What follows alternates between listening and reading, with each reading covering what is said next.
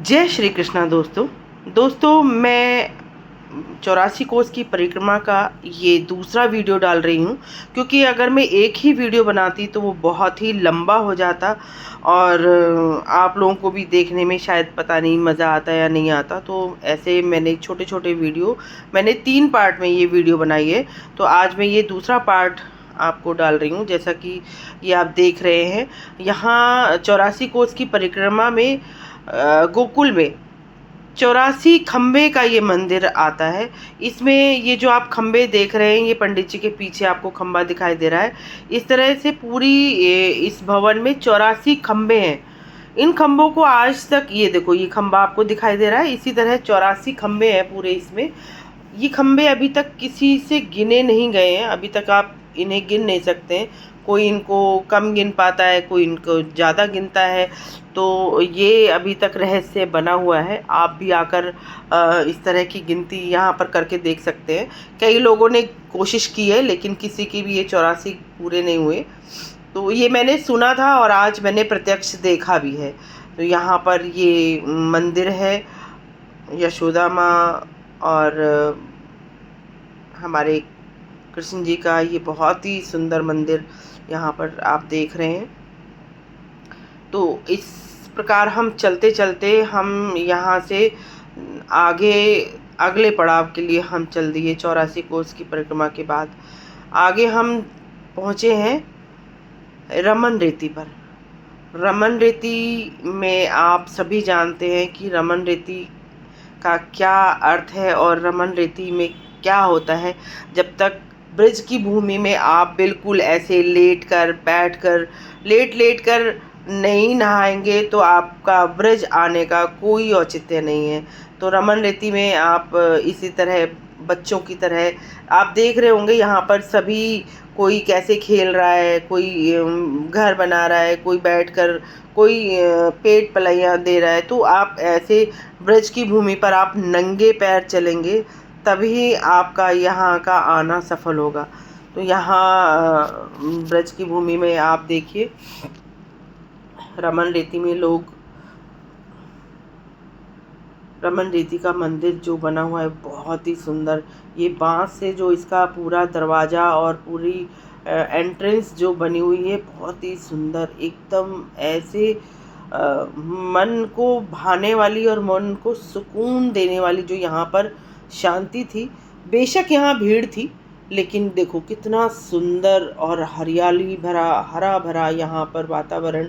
और सब भक्त अपने ही धुन में, किसी को किसी से कोई मतलब नहीं है, कोई किसी को धक्का मारे कुछ भी करे कोई फर्क नहीं पड़ता। बस हमें प्रभु की शरण में रहना है, हमें प्रभु की शरण में जाना है। आते जाते सब एक दूसरे को राधे राधे राधे राधे कहते जा रहे हैं।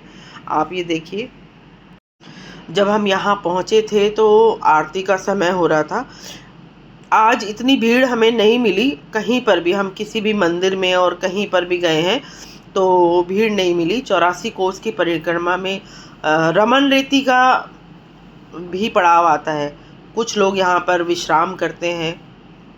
तो दोस्तों, रमन रेती पर हम पहुंचकर यहाँ पर हमने इतनी सुंदर आरती के दर्शन किए, बहुत ही सुंदर आरती के दर्शन किए। यहाँ इन छोटे छोटे पुजारियों को देखकर हमें ऐसा लग रहा था कि प्राचीन समय के गुरुकुल की हमें याद आ गई। आप देख सकते हैं कि ये छोटे छोटे बच्चे हैं जो शंख और घंटा जो बजा रहे हैं, और पुजारी जी इधर साइड में आरती करते हुए आपको दिखाई दे रहे हैं। इसके बाद हम रमन रेती के अंदर वाले आंगन में गए। वहाँ देखकर, लोगों को देखकर तो भाई इतना आनंद हमें आया कि देखो, चाहे छोटा हो चाहे बड़ा हो, वो कोई भी हो, वो कृष्ण जी की इस ब्रज की भूमि में, इस रज में रम जाना चाहता है, इसलिए इसको रमन रेती कहते हैं। तो दोस्तों, रमन रेती में हमने यहाँ एक रात गुजारी। उसके बाद हम निकले आगे गोवर्धन की परिक्रमा के लिए। अगले दिन हमने गोवर्धन की परिक्रमा से शुरुआत की। हम पहुँचे, ये गोवर्धन की परिक्रमा को हमने शुरू किया। आप देख सकते हैं लोग ये लगा रहे हैं परिक्रमा यहाँ पर। गोवर्धन की परिक्रमा लगाना वैसे आवश्यक नहीं है, परंतु हम गाड़ी से लगा रहे थे तो हमारे लिए इसलिए आसान हो गया था। और गोवर्धन की परिक्रमा भी हमने वहाँ पर जो बैटरी कार होती है हमने उसी से लगाई। वहाँ पर हम देख रहे थे भक्त, ये देखिए आप, दंडवत परिक्रमा भी लोग दे रहे थे। भाई भक्ति भाव की ना कोई सीमा ही नहीं थी।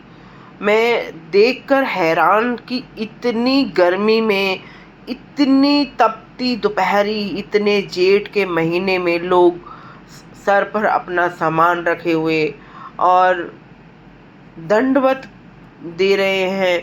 हम यहाँ पैदल चलने में हमारे बस की नहीं हो रहा और लोग पैदल दंडवत नंगे पैर, भाई उनके लिए शत शत नमन है। मैं तो बार बार बस सारा समय जब भी मैं परिक्रमा करती रही, राधे राधे तो मेरे मन में था ही, लेकिन मैं इन लोगों के लिए तो भाई भगवान से यही प्रार्थना करती रही कि हे प्रभु आप इनको शक्ति देना और इनको ज़रूर इनके कार्य में सफल बनाना।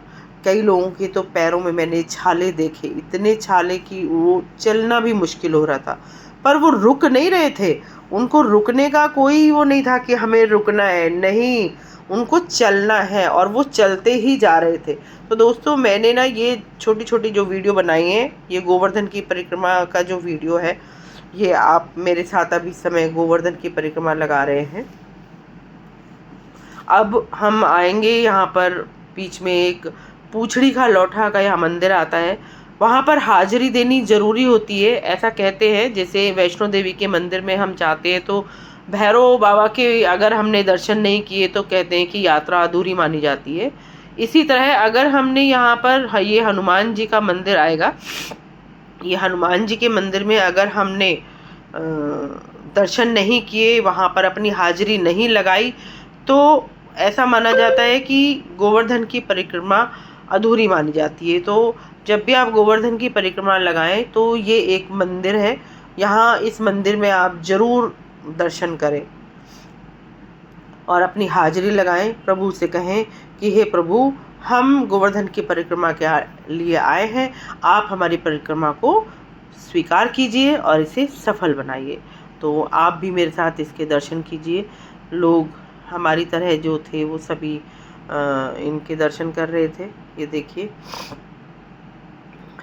आप भी दर्शन कीजिए, कितने सुंदर यहाँ पर हनुमान जी का ये मंदिर है और कोई भीड़ नहीं। मैं कहूँ कि इतने आनंदमय दर्शन, इतने अच्छे दर्शन, बहुत ही अच्छे। और इसके साथ ही हम यहाँ इसकी परिक्रमा भी हमने लगाई। परिक्रमा के साथ साथ ये यहाँ पर इनके तिलक लगाने का वो जो कर रहे थे कि दर्शन कीजिए और जल्दी जल्दी चलिए। हालांकि भीड़ नहीं थी, लेकिन इनको अपनी आदत पड़ी हुई थी कहते कहते कि आप जल्दी करिए, जल्दी चलिए, औरों को दर्शन करने दीजिए। तो इस तरह से हमने गोवर्धन की परिक्रमा पर दर्शन किए। बीच में हम गर्मी के कारण और हमारी जो ई रिक्शा थी उसमें हम थे, तो इस वजह से हमें कई जगह के दर्शन नहीं हुए क्योंकि रास्ते बंद किए हुए थे, सिर्फ पैदल वालों के लिए खोल रखे थे। तो राधा कुंड और इन सब के दर्शन के लिए हमने दूर से ही हाथ जोड़ लिए थे।